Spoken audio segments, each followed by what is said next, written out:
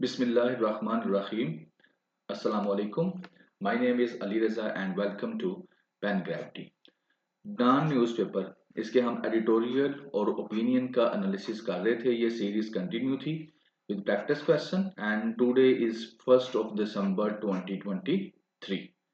सो जी, क्या है जी आज के डॉन न्यूज़पेपर के अंदर? ये 3 आपके एडिटोरियल्स होंगे 1 2 3, देन ये 4 आपके जो हैं ओपिनियंस होंगे 4 5 6 एंड 7। इनको हम डिस्कस करेंगे डिटेल के साथ और स्पेशली जो है पेपर पर्सपेक्टिव में जो कॉम्पिटिटिव एग्जाम्स होते हैं उसके पर्सपेक्टिव में जो भी इसके चीज़ें अंदर होंगी इम्पोर्टेंट उनको आपके सामने हाईलाइट कर दिया जाएगा। एंड इंशाल्लाह आपको आज भी कई नई चीज़ें इसके अंदर सीखने को मिलेगी। सो जी, शुरू करने से पहले आप सबको जुम्मा मुबारक। आज जुम्मा है, जुम्मे का दिन है। रेनोवेट योर जो भी आपकी टीचिंग्स हैं इस्लाम की, ये दिन रखा जाता है उसको रेनोवेट करने के लिए। सो जी, पीडीएफ जो लिंक है वो न्यूज़पेपर का लेक्चर का डिस्क्रिप्शन के अंदर अवेलेबल है और व्हाट्सएप चैनल का लिंक भी डिस्क्रिप्शन के अंदर अवेलेबल है। कोई क्वेश्चन पूछना है तो आप कमेंट सेक्शन के अंदर पूछ सकते हैं। और इस लेक्चर को हम 7 चैप्टर्स के अंदर डिवाइड कर देंगे आपकी आसानी के लिए। तो आप जो है इन चैप्टर्स वाइज यानी कि 7 टॉपिक्स हैं तो 7 चैप्टर बना देंगे। डिस्क्रिप्शन के अंदर टाइमलाइन होगी और इसके अलावा जो सा भी आप चैप्टर सुनना चाहें वो आप इजीली सुन सकते हैं।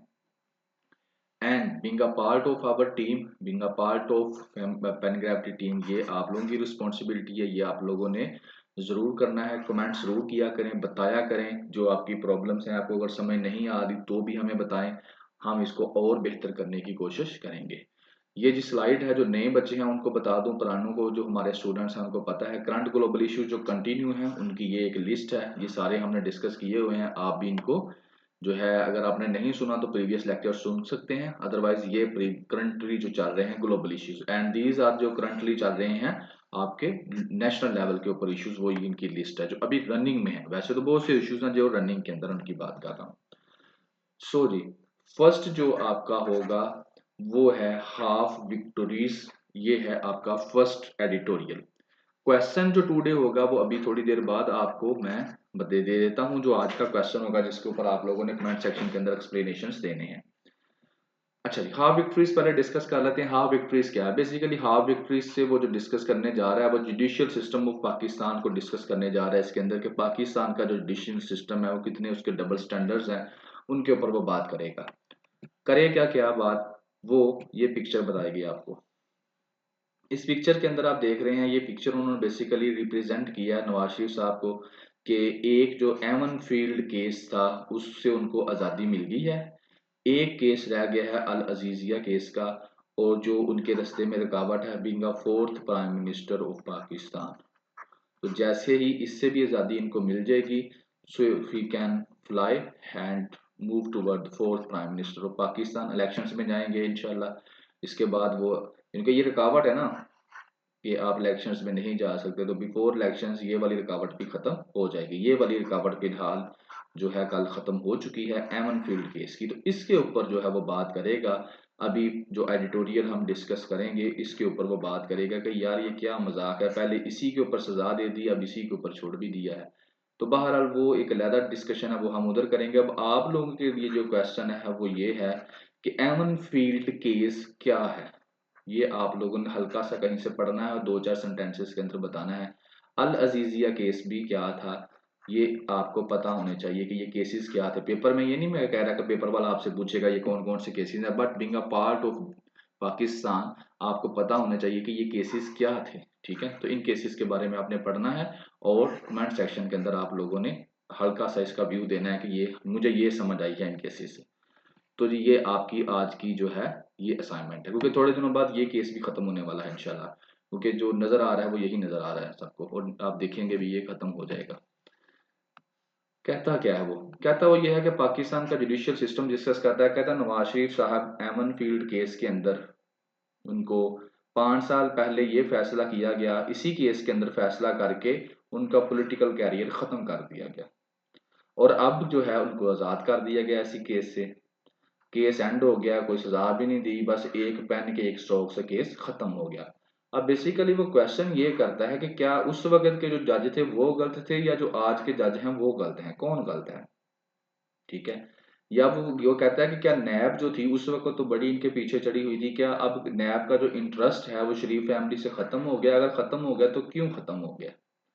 तो इनका वो आंसर वो हल्का सा कहता है कि क्या अब जो नया सिलेक्टेड है वो ये नवाज शरीफ साहब है, तो इस वजह से अब नैब का भी जो है वो इंटरेस्ट खत्म हो गया, अब के जो जज हैं उनको भी ये चीजें जो है वो ये केस जो यानी कि उन्होंने कहा कि अब के जज ने जो है उन्होंने फैसला भी इनके हक में दे दिया, तो क्या इट इज न्यू सिलेक्टेड, क्या ये ऐसी वजह है। तो वो कहता है कि सेम ट्रीटमेंट जो अभी जो है ना इमरान खान के साथ किया जा रहा है, जो कि ट्रीटमेंट 5 साल पहले किसके साथ किया जा रहा था, नवाज शरीफ साहब के साथ किया जा रहा था। तो फिर वो फाइनली कहता है कि ट्रेजेडी जो पाकिस्तान के जुडिशियल सिस्टम की वो ये है कि justice is rarely ever seen to be done, कि यहाँ पर बहुत ही कम होता है कि इंसाफ हो पाकिस्तान के अंदर। सो ये है एडिटोरियल, बेसिकली एडिटोरियल के अंदर वो यही क्रिटिसाइज करता है क्या उस वक्त के जज जिन्होंने इसी केस के ऊपर फैसला सुनाकर इनको इनका पॉलिटिकल कैरियर ही खत्म कर दिया था 5 साल पहले, क्या वो जज क्या कम पढ़े लिखे थे, क्या या वो जज गलत थे या आज के जज जिन्होंने इस फैसले को कहा या ये जज ठीक है, कौन कौन गलत कौन है, वो गलत थे या ये गलत थे। और नैब उस वक्त की नैब को जो थी उस वक्त तो वो पीछे चढ़ी हुई थी, और अब नैब को क्या हुआ है, अब नैब इंटरेस्ट नहीं ले रही, तो बेसिकली ये वो पूछना चाह रहा है, तो क्या फिर इसका मतलब है कि न्यू सिलेक्टेड है। और यहाँ पर एक चीज मैं आपको एक्स्ट्रा बता दूं कि पहले नैब जो थी वो पाकिस्तान का एक अदारा था, अब भी अदारा है, लेकिन अब ये पाकिस्तान आर्मी या मिलिट्री कह ले उसके अंडर जो है रन किया जा रहा है, इसका जो डीजी है, इसके अलावा इसके जो नीचे डिप्टी सेक्ट अपना असिस्टेंट डायरेक्टर, डिप्टी डायरेक्टर, इस तरह के सारे जो होते हैं उनके ऊपर जो आर्मी के ऑफिसर्स हैं, कैप्टन मेजर इस तरह के, वो इसको रन कर रहे हैं, नैब को भी और नादरा को भी। ये थोड़े दिन पहले हमने डिस्कस किया था। इसके अलावा एक और चीज थी कि कुछ 2 हॉस्पिटल थे जो गवर्नमेंट के थे, वो भी जो है आर्मी को मिलिट्री जो मेडिकल कोर है उसको देने का इंकशाफ किया गया कि उनको दे रहे हैं, यानी कि पाकिस्तान के जो अदारे हैं, जो सिविलियन अदारे हैं, वो किसको दिए जा रहे हैं, आस्ता आस्ता पाकिस्तान आर्मी के कंट्रोल में दिए जा रहे हैं। क्यों दिए जा रहे हैं इसके ऊपर मैं बहस नहीं करना चाहता, बहरहाल तो यही वजह है कि नैब जो है अब उसकी जो है वो खामोश है इसके ऊपर। सो ये क्वेश्चन वो जो है ना वो पूछ रहा है। आगे आ जाइए, दूसरा आपका जो है ओपिनियन एडिटोरियल एड्स के बारे में है, एड्स अलार्म, एड्स का जो खतरा है, एड्स आपको पता है एक बीमारी है उसके बारे में ये कहता है, तो इसको वो क्या कहता है, कहता है आज दुनिया के अंदर वर्ल्ड एड्स डे जो है वो मनाया जा रहा है, पहली बात तो वो ये करता है। दूसरी बात वो ये करता है कि पाकिस्तान के अंदर जो HIV एड्स है इसके केसेस जो हैं वो क्या हो रहे हैं, बढ़ रहे हैं।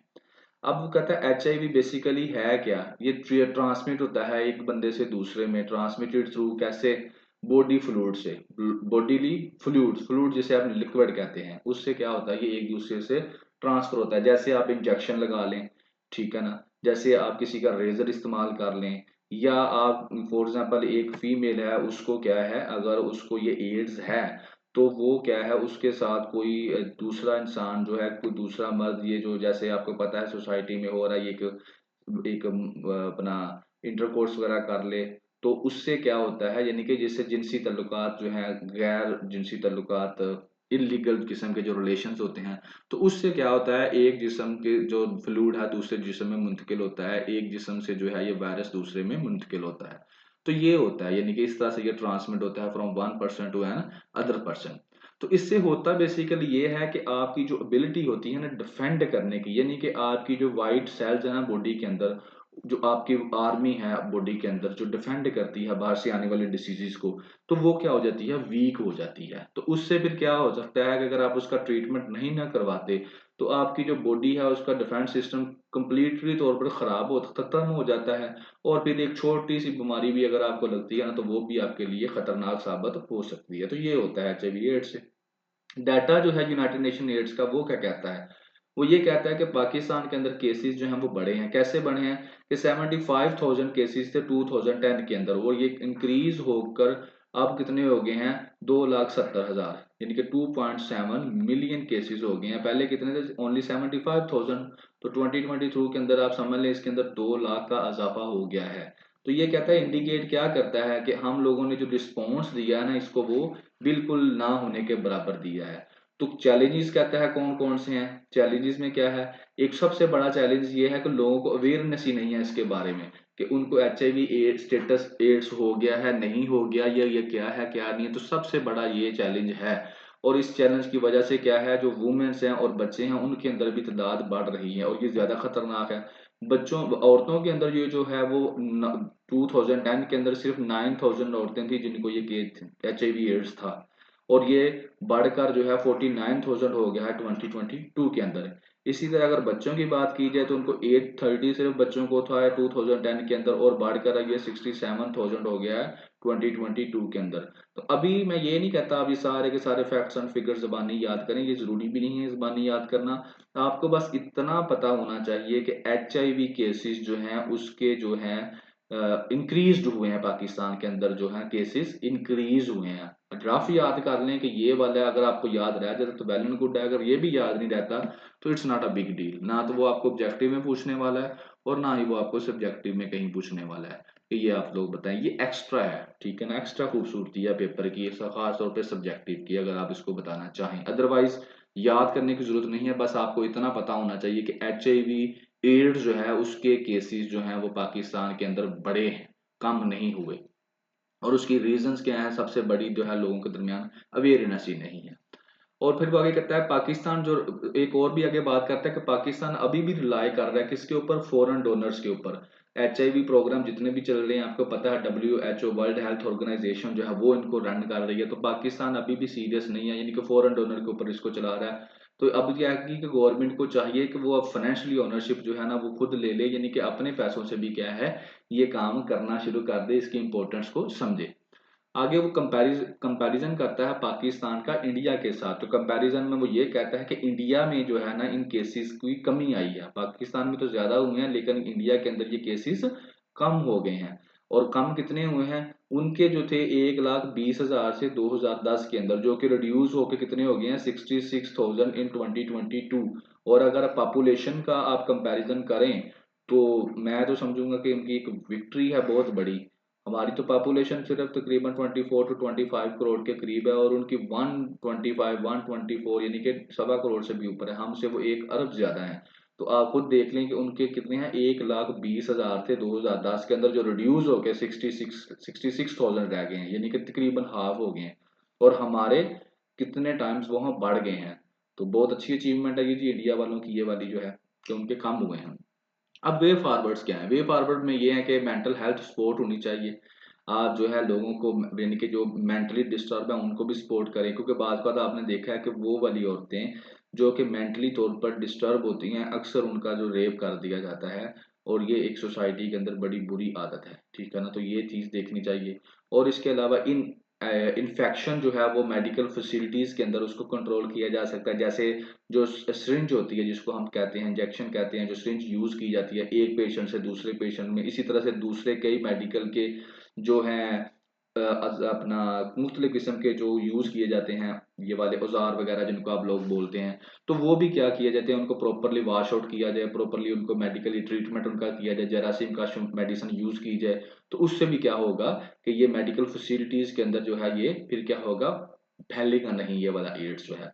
और इसके अलावा वो कहते हैं क्या, inclusive policies for marginalise community, marginalise होती हैं जो पीछे रह जाती हैं, बहुत बैकवर्ड एरियाज की जो होती हैं, तो उनको भी क्या है, उनके लिए भी जरूरी है कि उनको भी ये फैसिलिटीज प्रोवाइड की जाए। ये फॉरवर्ड है। अब इस जो वे फॉरवर्ड जो है, ये पास फॉरवर्ड है, उसके लिए रिक्वायर क्या क्या चीजें हैं, एक तो आपको बोल्ड एक्शन लेना पड़ेगा, और इसके अलावा ऐसी पॉलिटिकल विल आपको चाहिए, अनवेवरिंग, अनवेवरिंग मतलब कि जो वेव ना करे, हिले जुले ना, कायम रहे, वो वाली पॉलिटिकल विल आपको चाहिए। और इसके अलावा यूनिफाइड नेशनल रिस्पॉन्स, यानी कि पूरी की पूरी कौम जो है वो भी समझे इसकी इंपॉर्टेंस को, और यकजक होकर हम काम करें, जो बीमार है उनको इलाज करें और आगे से हम लोग एहतियात करें। तो ये चीजें हमें चाहिए, और इससे क्या होगा, हम अपना रास्ता जो है वो बदल सकते हैं और प्रिवेंट कर सकते हैं। हम जो है इस डिसीज को, जो पाकिस्तान के अंदर जो प्रिवेंटेबल भी है और ट्रीटेबल भी है, ऐसी नहीं है कि ये लाल आ जाए, ये इलाज भी कर सकते हैं इसको, और इससे रोका भी जा सकता है। तो इससे हम क्या कर सकते हैं, पाकिस्तान को सेव आउट कर सकते हैं। तो ये आपका जो एडिटोरियल है, ये आपका हेल्थ के अंदर जो है वो इसको आप काउंट करेंगे, और हेल्थ के अलावा आप जो सोशल इश्यूज हैं पाकिस्तान के अंदर, उसके अंदर आप इसको काउंट डाउन कर सकते हैं, जो मेन आपका टॉपिक रहेगा जी। तो ये हो गया जी। अब आ जाते हैं आपका थर्ड वाला जो है वो है तुर्बत प्रोटेस्ट। तुर्बत बेसिकली बलूचिस्तान का एरिया में आ जाता है। तो इसमें बेसिकली ये है, जो स्टोरी वो यही है कि यहाँ पर क्या है कि किसी बलोच जो है कुछ बंदों की उनकी क्या कर दी गई है, उनको मार दिया गया है। तो उसके अगेंस्ट जो है वो प्रोटेस्ट किया जा रहा है कि उनको क्यों मारा गया है, वाई। ठीक है ना। तो मारा किसने है, सीटीडी काउंटर टेररिज्म डिपार्टमेंट वालों ने। वो कह रहे हैं कि उन्होंने मारा है, ठीक है ना, एहतजाज कर रहे हैं। और जो है उन्होंने, यानी कि इसके ऊपर ये सारी डिस्कशन होगी, जिसे आप बेसिकली कह सकते हैं जो एक्स्ट्रा जुडिशियल किलिंग, यानी कि जुडिशरी से बाहर, लॉ से बाहर जाकर किसी को मर्डर कर देना। तो कहता है बलूचिस्तान में 24 नवंबर को क्या होता है, सीटीडी वाले इनकाउंटर करते हैं, उसके अंदर जो है कई इंडिविजुअल को मार दिया जाता है, प्लस उनके अंदर एक बलाच मोला बख्श एक बंदा है वो भी शामिल था। अब इसको लेकर, बलाच मोला बख्श को लेकर इसकी फैमिली जो है वो क्लेम कर रही है कि ये जो इनकाउंटर था ये फेक था। क्यों फेक था? क्योंकि वो तो पहले ही उनकी कस्टडी के अंदर था। इनकाउंटर बेसिकली होता है किसी के ऊपर अटैक करके उसको मारना। तो वो कहते हैं ऐसा तो पॉसिबल नहीं है, ये तो पहले ही जो है वो उनकी लॉ एनफोर्समेंट जो एजेंसी है, सीटीडी है, काउंटर टेररिज्म डिपार्टमेंट है, उसकी कस्टडी में था। तो उन्होंने इसका फेक एनकाउंटर किया, मतलब क्या है कि उसको जाकर जानबूझकर उसका मर्डर कर दिया गया है। और वो अब वो डिमांड ये कर रही है कि इनकी जुडिशियल इंक्वायरी करवाई जाए, और जो भी इसमें बंदे गिल्टी मिलते हैं जिन्होंने ये करवाया है उनको पनिशमेंट दी जाए। ठीक है ना। अब ये बलूचिस्तान गवर्नमेंट की रिस्पॉन्सिबिलिटी है कि वो जुडिशियल इंक्वायरी बनाए और इसके ऊपर इंक्वायरी करवाए। ठीक है। अब एक चीज तो ये होगी। अब ये कहाँ हुआ, बलूचिस्तान के अंदर। फिर इसी तरह इस्लामाबाद हाई कोर्ट ने भी जो बलोची स्टूडेंट्स मिस हैं, जिनको जिनको वो कहते हैं कि मिसिंग पर्सन का केसेस, जो मिस हो जाते हैं, गवा जाते हैं, जिनको हम सादा लवाज में कहते हैं। और वो बेसिकली वो कहते हैं कि ये जो लॉ एनफोर्समेंट एजेंसीज है ना हमारी, ये इनको उठाकर ले जाती हैं। वो इनको क्यों उठाकर ले जाती हैं? क्योंकि वो समझती हैं कि ये एंटी स्टेट एक्टिविटीज जो हैं उनमें ये शामिल होते हैं। ठीक है ना। ये बात होती है कि ये एंटी स्टेट, यानी कि बलूचिस्तान लिबरेशन फ्रंट हो गया, ये लोग उसके अंदर शामिल होते हैं, या वो टीटीपी वाले हो गए, या ऐसी कोई भी एजेंसी या ऐसी कोई भी टेररिस्ट ऑर्गेनाइजेशन जो पाकिस्तान में बगावत करना चाहती है, या जैसे वो टेररिस्ट अटैक्स करने में पाकिस्तान में शामिल होती है। जैसे हमारे कई जो है लॉ एनफोर्समेंट एजेंसीज वालों के ऊपर अटैक किया जाता है, उनकी शहीद कर दिया जाता है। तो वो जो है उसके अंदर इन्वॉल्व होती हैं, तो उनको वो उठाकर ले जाते हैं। तो उनका फिर केस बन जाता है मिसिंग पर्सन। तो इस्लामाबाद हाई कोर्ट ने भी ये कहा है कि मिसिंग बलोच जो स्टूडेंट्स हैं उनके बारे में बताओ, वो मिले हैं या नहीं है। और अभी जो मिल तो गए हैं, लेकिन उनमें से 28 स्टूडेंट अभी भी जो है वो नहीं मिले, उनको भी अनट्रेस्ड। ट्रेस होता है किसी को ट्रेस कर लेना, ढूंढ लेना, अभी भी वो अनट्रेस्ड है, यानी कि अभी भी वो नहीं मिले। जिसके ऊपर उन्होंने ये भी कहा, प्राइम मिनिस्टर को वार्न किया कि तुम्हें भी सजा देंगे अगर तुमने ना ढूंढा उनको। तो फिर वो आगे कहता है कि बहुत सारी मूवमेंट्स जो हैं वो क्या है कंटिन्यू है पिछले कुछ सालों से पाकिस्तान के बलूचिस्तान के एरिया में, जिसमें एक हक दो तहरीक भी है। हक दो तहरीक प्रोटेस्ट जो है, ये एक हक दो तहरीक जो है, इसके अंदर जो है पूरी की पूरी पीछे लेक्चर्स जो हैं वो डिस्कस भी किए गए हैं। ये बेसिकली जो हक दो तहरीक के, इनके मुझे जहन से नाम निकल गया, इनके जो लीडर हैं दाढ़ी वाले हैं, बलूचिस्तान के हैं। तो वो भी यानी कि उन्होंने भी प्रोटेस्ट किया हुआ था। जो सी पैक वाली है, वो वाली मेन जो रोड है उसके ऊपर। तो उनकी कुछ डिमांड्स थी, यहाँ पे लिखी नहीं है, मैं बता देता हूँ उसकी। एक डिमांड ये थी कि ये जगह जगह पर चेक पोस्ट लगाई हुई हैं, हमें बार बार हमारा शनाख्ती कार्ड चेक करते हैं ये आर्मी वाले। एक तो ये थी कि इसको खत्म किया जाए, जगह जगह पर चेक पोस्ट ना लगाइए, हम अपने घर में ही क्या हो गए हैं, प्रिजन में आ गए हैं। नंबर 2 उनकी ये डिमांड थी कि जनाब यारी ईरान के साथ जो है ट्रेड जो है उसको ओपन किया जाए, हमारी रोजी रोटी उसके साथ लगी हुई है, इसके ऊपर जो एक्स्ट्रा चेक लगाए हुए हैं उनको कम किया जाए। और नंबर 3 उनकी डिमांड जो थी उस वक्त वो ये थी कि ये ज़्यादातर जो बंदे हैं ये जाते हैं वहाँ पर बलूचिस्तान के बंदरगाह के पास समुद्र में जाते हैं, वहां से मछलियां पकड़ कर लेके आते थे। तो वहां पर जो है ना, अब क्योंकि आपको पता है कि ग्लोबलाइजेशन हो गई है, तो बड़े बड़े जो इन्वेस्टर्स हैं ना उन्होंने क्या किया, वहां पर जो बड़े बड़े जहाज है ना वो आ गए हैं मछलियां पकड़ने के लिए। अब वो जहाज क्या है, वो ट्रॉलर हैं। ट्रॉलर बेसिकली ये होता है कि ये अगर समुद्र की तह है ना, तो मछली पकड़ने वाला अगर यहाँ ऊपर है तो वो ऊपर से मछलियां पकड़ लेते हैं, तो नीचे वो जो मछलियां हैं वो फिरती रहती हैं, छोटी मोटी जो होती हैं।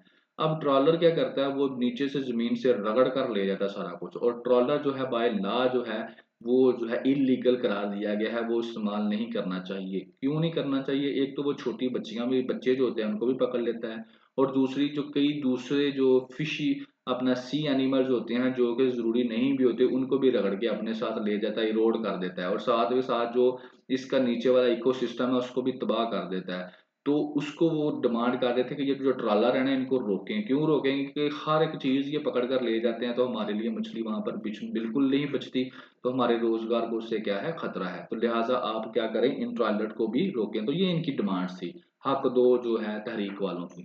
मैंने कहा चलें यहाँ पे आपको डिस्कस कर दूँ, बता दूँ। बहरहाल बाद में इसको अरेस्ट भी कर दिया गया, फिर छोड़ भी दिया गया। तो इसका एक वो केस अलहदा से चलता रहा है। तो वहाँ पर इस तरह की डिमांड्स चल रही हैं। तो अब वो कहता है कि जो स्टेट है ना वो फेल हो चुकी है, इनएबिलिटी जो है वो फंडामेंटल राइट्स जो है बलूचिस्तान के जो लोग हैं उनके फंडामेंटल राइट्स की जो है वो इनेबल हो चुकी है, स्टेट फेल हो चुकी है, उनको फंडामेंटल राइट्स नहीं प्रोवाइड कर सकी। फंडामेंटल राइट्स आपको पता है कॉन्स्टिट्यूशन के अंदर लिखे हुए हैं, उसका चैप्टर है दूसरा, आप जाकर उसको पढ़ें, वहां पर आपको सारे मिल जाते हैं, जिसके अंदर education, health, privacy, property, security, food, ये सारे राइट्स हैं वहाँ पर, ठीक है। फ्रीडम ऑफ एक्सप्रेशन, ठीक है ना। तो ये सारे वहाँ पर आप एक दफ़ा पढ़ लें। तो ये जो है बलूचिस्तान के अंदर जो है वो गवर्नमेंट जो है फेल हो चुकी, क्यों फेल हो चुकी है? क्योंकि बंदों को उठाकर एक्स्ट्रा जुडिशियल किलिंग की जाती है, कि उठाकर ले जाया जाता है, उनको मार दिया जाता है। तो ये फंडामेंटल राइट्स की वायलेशन है। फिर आगे वो एक और भी चीज़ कहता है कि अगर कोई इंडिविजुअल जो है बलूचिस्तानी बंदा जो है अगर वो एंटी स्टेट एक्टिविटीज़ के अंदर शामिल है, तो बेहतर है आप उसको डील करें अकॉर्डिंग टू लॉ, लॉ के मुताबिक उसको डील करें।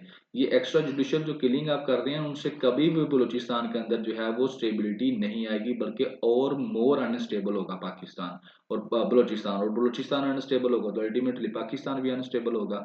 सो जी ये था आपका जो है दूसरे तीसरे वाला एडिटोरियल। तो जी ये दैट इज़ योर रिस्पॉन्सिबिलिटी, ये आप लोगों ने करना है। कमेंट सेक्शन, कमेंट में हमें ज़रूर बताइएगा कि आप इंजॉय कर रहे हैं विद एजुकेशन, क्योंकि एजुकेशन को भी इंजॉय करेंगे तो मज़ा आएगा, आप ऑब्जर्व करेंगे। हैट्रिक लेके नहीं आपने करना, पर टेंशन लेके नहीं पढ़ना, इंजॉय करना है बस। आइडियाज़ को ऑब्जर्व करना है, आइडियाज़ को मैच्योर करना है, और अच्छी खूबसूरत इंग्लिश लैंग्वेज के अंदर लिख देना है।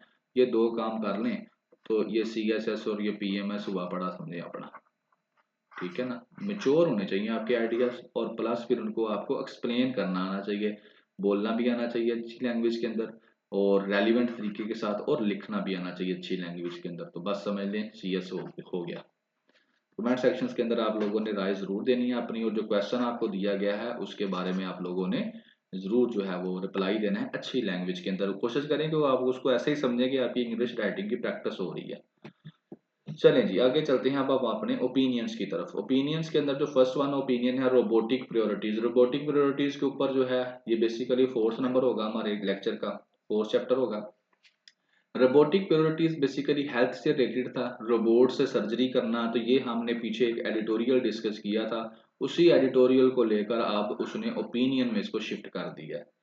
तो जी उसमें है क्या बेसिकली, पहले आपको इसको मैं क्रक्स बता देता हूँ, और उसके बाद इसके फैक्ट्स एंड फिगर्स जो हैं उनको मैं डिस्कस कर दूंगा। क्रक्स में बेसिकली ये है कि अभी आपको पता है कि केयर टेकर गवर्नमेंट चल रही है पूरे पाकिस्तान के अंदर। तो इसी तरह जो सिंध के अंदर भी क्या है, गवर्नमेंट जो सिंध की गवर्नमेंट चल रही है वो भी क्या चल रही है, केयर टेकर चल रही है।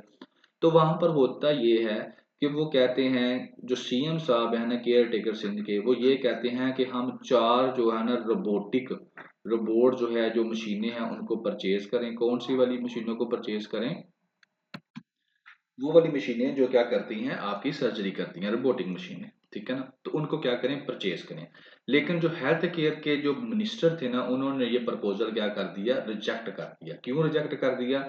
उन्होंने कहा जनाब अली ये जो काम ये मशीनें करेंगी ना, वो काम बहुत, ये मशीनें हम परचेज करेंगे बहुत महंगी हैं, ठीक है ना। तो महंगी मशीनें परचेज करने की हमको जरूरत कोई नहीं है। हमारी जो हम उससे सस्ती सर्जरी जो है ऑलरेडी कर रहे हैं, और दूसरा जो हमारा मुल्क है इतना अमीर नहीं है कि हम ये लोगों का पैसा जो है वो इस तरह से जाया करें। तो उन्होंने इस प्रपोजल को रिजेक्ट कर दिया, जिसकी वजह से जो CM साहब थे वो काफी नाराज भी हुए कि ये आप लोगों ने क्या किया, ठीक है। तो ये तो होगी इसकी हिस्ट्री, इसकी जो थी एक स्टोरी।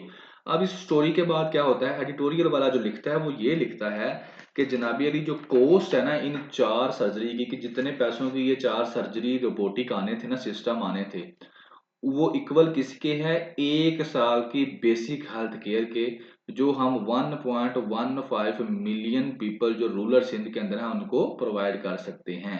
मतलब क्या है उनका, कि 1.15 मिलियन पीपल, यानी कि तकरीबन 10 लाख और आगे आप हिसाब लगा लें 11 लाख समथिंग लोगों को हम क्या कर सकते हैं, यानी कि 11 लाख लोगों को जो सिंध के रूरल एरियाज में रहते हैं, हम अगर उनको पूरे 1 साल के लिए हेल्थ फैसिलिटीज प्रोवाइड करें ना, तो उसके जितने पैसे खर्च होंगे उतने पैसे खर्च होंगे इन 4 मशीनों को खरीदने पर, इन 4 रोबोट्स को खरीदने पर।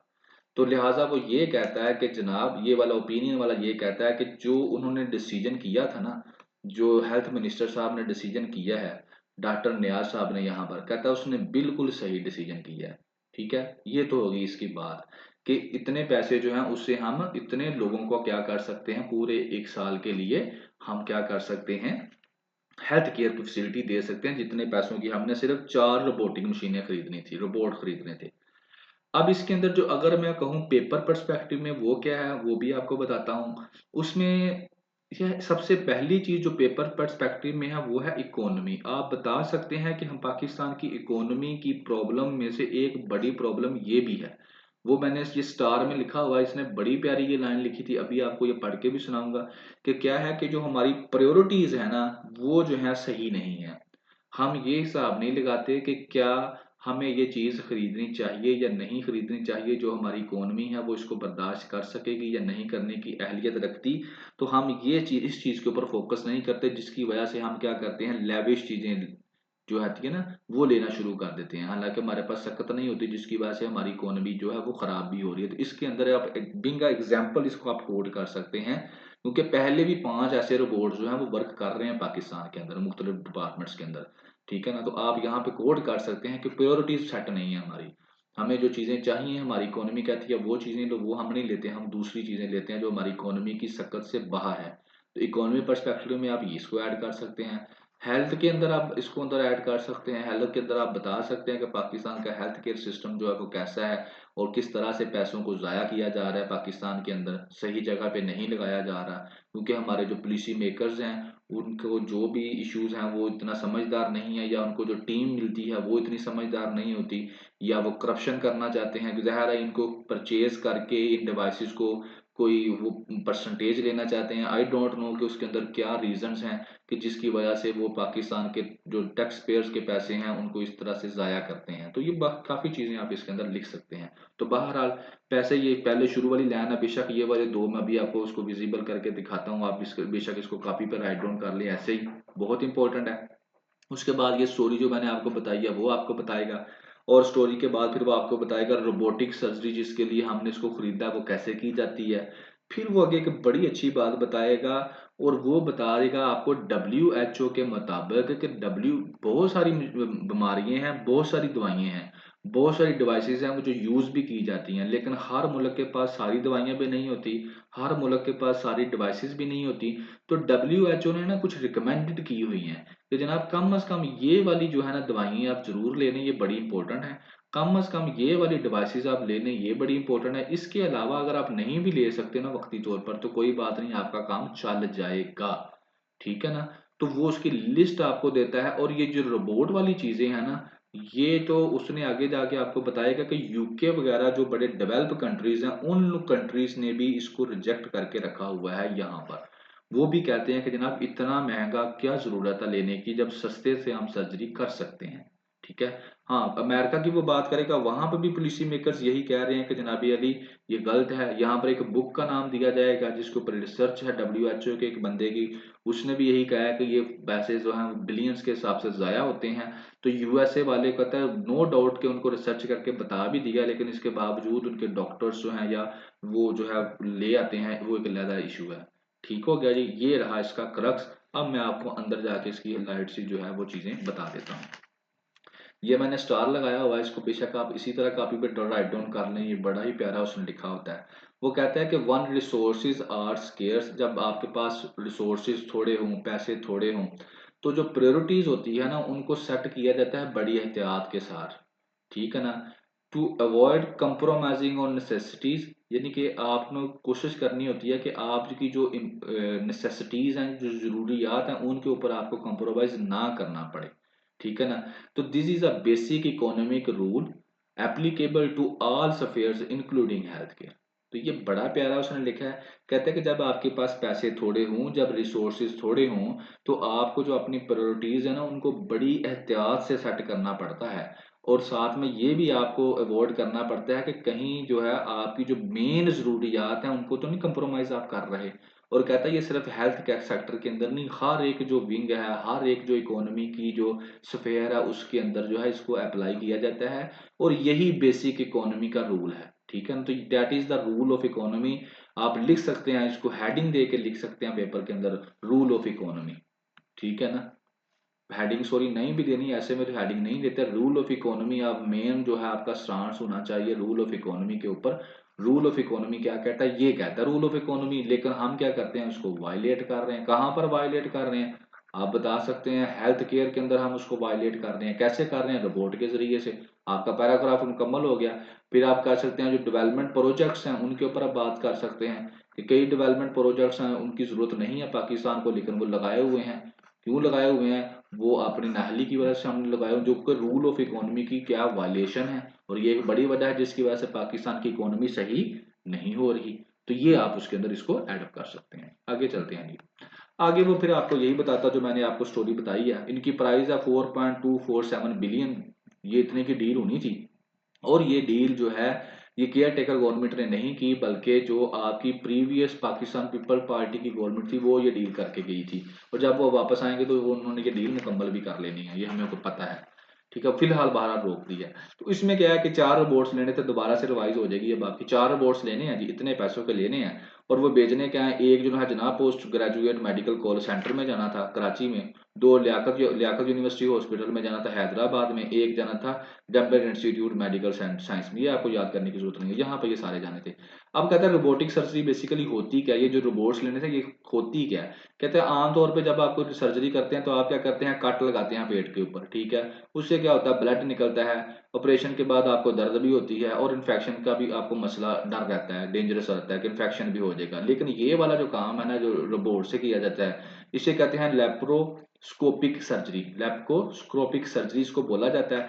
इससे क्या होता है कि आप जो सर्जन होता है ना वो क्या करता है, इंटर करता है आपके पेट के अंदर, एक छोटा सा कट लगाता है, वहां से कैमरा लगा के ना, कैमरा लगाकर जो फ्लेक्सिबल फाइबर ऑप्टिक केबल होती है, फ्लेक्सिबल फाइबर ऑप्टिक केबल, उसके मुंह के ऊपर उधर कैमरा लगाया जाता है और एक की होल सर्जरी की जाती है, छोटा सा कट लगाया जाता है और वहां से वो कैमरा आपके अंदर जो है वो डाल दिया जाता है। और वहां पर जहां पर जाकर आपने सर्जरी करनी है वहां पर वो कैमरा चला जाता है। और दूसरी तरफ आप स्क्रीन से जो है वो सारा कुछ देख रहे होते हैं। और फिर आप क्या करते हैं, कंप्यूटर के जरिए वो अंदर जो सर्जरी है वो करते हैं, कैमरा दिखाता रहता है और आप कंप्यूटर के जरिए ऑपरेट करते हैं, वो अंदर सर्जरी हो जाती है। तो इससे क्या है, इससे जो है रिकवरी टाइम जो है वो कम हो जाता है और इसके अलावा हॉस्पिटल की कॉस्ट कम हो जाती है। और जर्मनी में सबसे पहले ये 1981 में जो है ये सर्जरी की गई थी। ठीक हो गया। और ये बेसिकली जो है ये सारा उसने बता दिया आपको तरीकाकार। आगे वो कहता है ये है कि ये डिजिटल टेक्नोलॉजी जो है ना एडवांस हो चुकी है, तो उसकी वजह से जो है ना रोबोट असिस्टेंट सर्जरी जो है वो की जा रही है। आर्टिफिशियल इंटेलिजेंस भी की जाती है इसके अंदर। अब तो वक्त के साथ साथ आर्टिफिशियल इंटेलिजेंस जो इस्तेमाल करके इन डिवाइसेस को और ज़्यादा जो है वो बेहतर जो है बनाया जा रहा है, कंप्यूटर के साथ इनको कंट्रोल किया जाता है। ये तो होगा सारे का सारा इसका तरीका कि कैसे करती है ये वाली सर्जरी। ठीक है, आपको इसका आइडिया हो गया।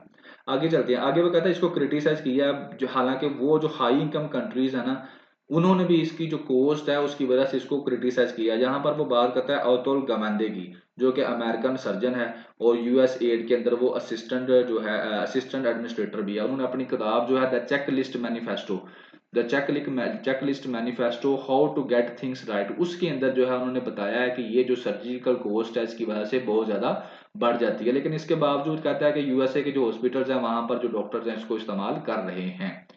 यहां तक तो होगी उसकी बात। आगे वो बात ये करते हैं कि 11th इंटरनेशनल जो क्लासिफिकेशन हुई है ना डिसीजेस की, उसके अंदर 17,000 डिसीजेस का बताया गया है। ठीक है ना।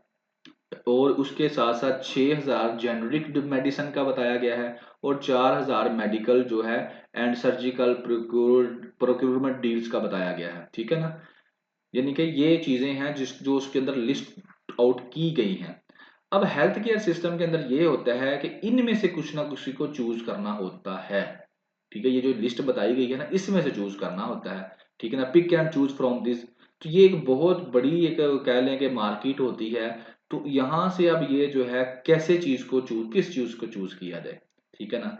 तो इसको जब चूज करना होता है तो फिर देखा जाता है कि आपके पास रिसोर्सिस कौन कितने हैं, उन रिसोर्सिस के ऊपर आप लोग फिर क्या करते हैं, रिलाई करके इतने बड़े पूल के अंदर से आप क्या करते हैं, मेडिसिन को डिवाइसेस को क्या करते हैं, सिलेक्ट करते हैं।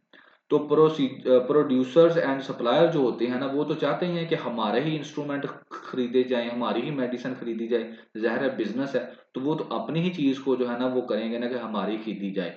लेकिन बेसिकली क्या है कि जो इसके अंदर से ज्यादा सूटेबल होती है उसी को खरीदा जाना चाहिए। अब सूटेबल कौन सी होती है ये कैसे पता चलेगा, तो इसके लिए जो है WHO ने इस प्रॉब्लम को रियलाइज करते हुए 1977 के अंदर जो है केस स्टडी की और एसेंशियल मेडिसिन का जो कंसेप्ट है वो इंट्रोड्यूस करवाया। और फिर उसके बाद 208 ऐसी आइटम्स का बताया जो बहुत ज्यादा एसेंशियल हैं, और फिर बताया इतने बड़े पूल में से भाई अगर तुम ये वाली भी खरीद लोगे ना 208 जो इंपॉर्टेंट है, तो तुम्हारा काम चल जाएगा, ठीक है ना। इसी तरह से बाद में उसने क्या किया, डिवाइसेस का भी जो है उनको भी उनकी भी एक लिस्ट बना दी, ठीक है ना। तो यही है केस ऑफ हेल्थ सर्विसेज के अंदर कि यानी कि मेडिसिन का भी बता दिया और इसका भी बता दिया कि कम से कम आपके पास ये चीजें होनी चाहिए। और आगे इसके अंदर उन्होंने कितनी 218 जो है डिवाइसेस का वो बताया कि ये वाली डिवाइसेस कम से कम आपके पास अगर होंगी तो आपका काम चल जाएगा, और उन 218 के अंदर ये वाली रोबोट वाली डिवाइस मौजूद नहीं है, लिहाजा यहाँ पर अगर आप इसको लेते हैं तो वो पैसे ही जाया होंगे आपके, ठीक है जी। यहाँ पर आपको पता चल गया कि इतने बड़े पूल में से WHO ने फिर बताया कौन सी दवाई लेनी है और कौन सी डिवाइस लेनी है, ये दोनों बता दिए, डिवाइस भी और मेडिसिन भी। और बताया कि कम से कम अगर ये वाली आपके पास हूँ, यानी कि जो मेडिसिन है वो 208 आइटम्स हैं, अगर वो आपके पास हैं और 218 डिवाइसेस आपके पास हैं, तो आपका जो हेल्थ केयर सिस्टम है वो प्रॉपरली वर्कआउट कर सकता है। अब ये वाली जो डिवाइस है रोबोट वाली, ये इस जो डिवाइसेस की लिस्ट है उसके अंदर ये नहीं है, क्योंकि ये शाह खर्ची के अंदर आ जाती है, ठीक है क्या जी। आगे आ जाते हैं, आगे वो कहता है टेक्नोलॉजिकल जो असेसमेंट एजेंसी है ना उसके ऊपर भी एक रिपोर्ट आती है, ठीक है ना। Health technological assessment agencies, health care के अंदर जो ज़ाहिर है साइंस एक बड़ी इंपॉर्टेंट है, तो वहां पर एक टेक्नोलॉजिकल असेसमेंट जो एजेंसी है उसकी भी रिपोर्ट आती है, तो वो भी कहती है कि कोस्ट इज टू हाई, ठीक है ना। एडवांटेजेस आर फायदे थोड़े से हैं लेकिन कॉस्ट बहुत ज्यादा है। तो फिर जो पॉलिसी मेकर्स हैं उन्होंने डिसाइड किया not to spend the tax payer money on इस तरह के कामों के ऊपर, टैक्स पेयर्स की मनी जो है उसको जाया नहीं किया जाए। और ये कौन कह रहा है, यूके का जो national institute for health and excellent studies वाला कह रहा है, ठीक है ना। और उन्होंने यानी कि यही इन्होंने भी यही कहा है कि जनाब अली इसके ऊपर पैसे ज़ाया नहीं करने, क्योंकि इसके जो है कॉस्ट बहुत ज़्यादा है और इसके फायदे बहुत कम है। और लिहाजा पाकिस्तान की अगर वो बात करता है फिर कहता है कि हमारा हाल क्या है, पहले वो हाल अपना सुन लो कि 40% जो हमारे चिल्ड्रन है वो स्टंटेड है। स्टंटेड का मतलब होता है कि वो प्रॉपर ग्रो ही नहीं कर रहे। अब वो ग्रो क्यों नहीं कर रहे, कि उनको प्रॉपर खुराक ही नहीं मिल रही, ठीक है ना। और over 60% in rural Sindh alone, सिर्फ 60% उनमें से कितने हैं, अगर 40 बच्चे जो हैं 40% जो है हमारे ग्रो नहीं कर रहे, तो उनके अंदर जो है 40 का भी जो 60% उनके अंदर है वो कहाँ पर रहते हैं, सिंध के अंदर रहते हैं। और सिंध को चाहिए कि उन बच्चों को रोटी पहले खाने को दे, उनकी पहले खुराक को बेहतर करे, और ये करने से पहले बाद में जाकर इतने महंगे महंगे इंस्ट्रूमेंट जो है वो खरीदें।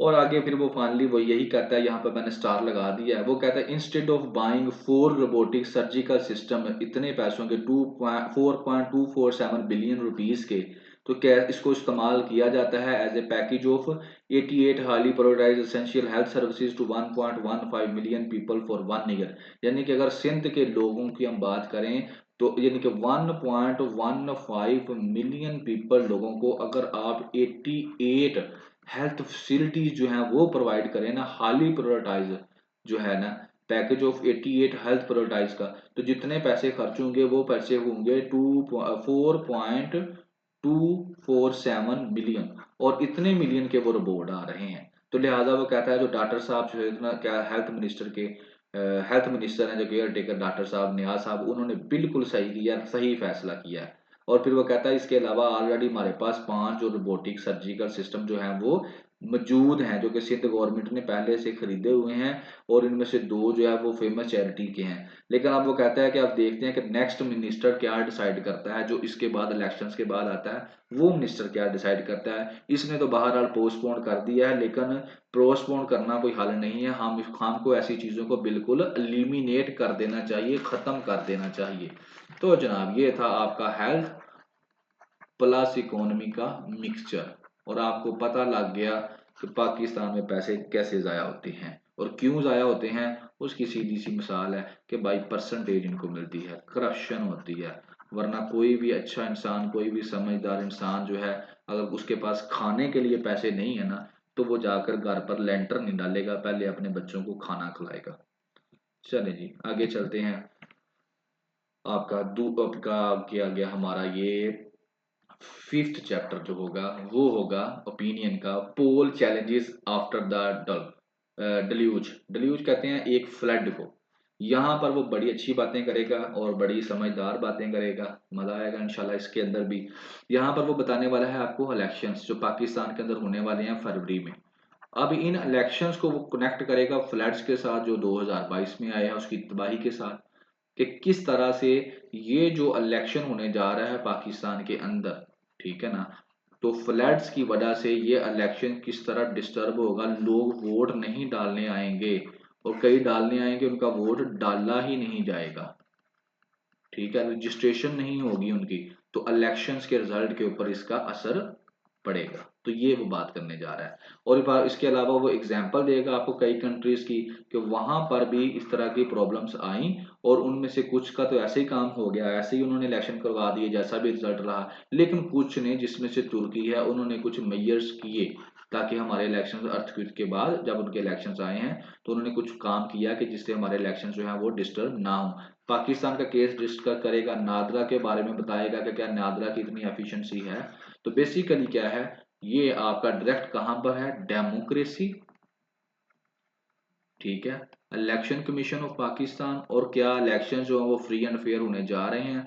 तो डेमोक्रेसी की प्रॉब्लम्स के अंदर आप इसको ऐड अप कर सकते हैं कि पाकिस्तान में इस दफा जो इलेक्शंस होने जा रहे हैं उसके अंदर ये एक प्रॉब्लम भी है। और कौन कौन से जो है वो केसेस इसके अंदर डिस्कस करेगा, कई शहरों के मुल्कों के अंदर हुआ है, नंबर 1, नंबर 2 और नंबर 3, ये 3 मुल्कों को वो डिस्कस करेगा कि इनके अंदर भी मुख्तलिफ इस तरह की आफतें आई, और उसके बाद उन्होंने क्या क्या किया, और फिर पाकिस्तान के ऊपर आज।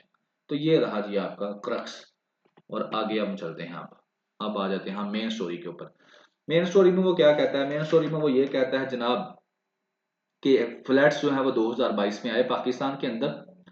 उससे लोगों की जानें भी गई, लोगों की कमाइयां भी तबाह हुई, लोगों का रोजगार भी तबाह हो गया, लोगों के एसेट्स जमा पूंजी भी तबाह होगी, घर भी टूट गए, बड़ा कुछ तबाही हुई, बड़ी तबाही होगी, ठीक है, इंफ्रास्ट्रक्चर भी तबाह हो गया, स्कूल कॉलेज यूनिवर्सिटियां हॉस्पिटल उन इलाकों के डिस्टर्ब हुए, सारा कुछ हुआ। तो ये तो हो गया उसकी तबाही। लेकिन अब जो है फरवरी 2024 में इलेक्शन आने वाला है, तो अब ये फ्लड जो है ये इलेक्शन की भी तबाही करेगा, ठीक है। कैसे करेगा, कि voting participants in the flood affected areas is not being focused on, कि इलेक्शन कमीशन ऑफ पाकिस्तान जो है उन लोगों के ऊपर फोकस नहीं कर रहा जो कि फ्लड अफेक्टेड एरियाज के अंदर रहते हैं, जो कि सिंध और बलूचिस्तान के एरियाज के अंदर। वो कैसे वोट डालेंगे, कहाँ वोट डालेंगे, उनके आईडी कार्ड का क्या प्रॉब्लम है क्या नहीं है, तो उसके ऊपर इलेक्शन कमीशन फोकस नहीं कर रहा, तो उसको उधर भी फोकस करना चाहिए।